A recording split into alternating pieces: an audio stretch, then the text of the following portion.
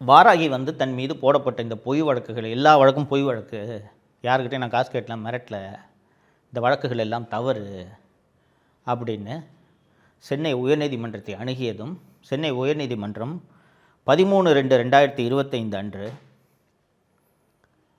வாராகி அவர்கள் சொல்வதில் உண்மை இருக்கிறது,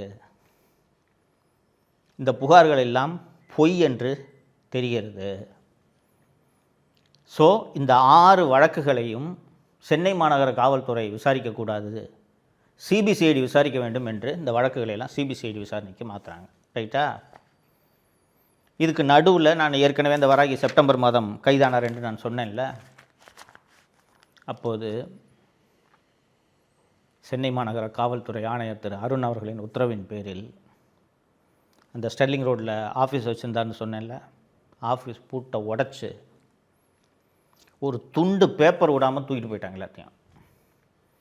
ஆஃபீஸில் 100 போலீஸு, வீட்டில் 50 போலீஸு. வாராகி வீட்டில் இருக்கிற செல்ஃபோன் அது இதுன்னு எல்லாத்தையும் அள்ளிட்டு போயிட்டாங்க.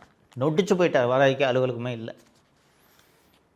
ஸோ வாராகி தன்னோட வெளியில் வந்துட்டாருன்னு சொன்னேன் இல்லை, அந்த குண்டர் சட்டம் ரத்து செய்யப்பட்டு வெளியில் வர்றாரு. வழக்கெல்லாம் சிபிசிஐடிக்கு மாற்றப்படுகிறது. 1 வருஷம் ஆகிடுது.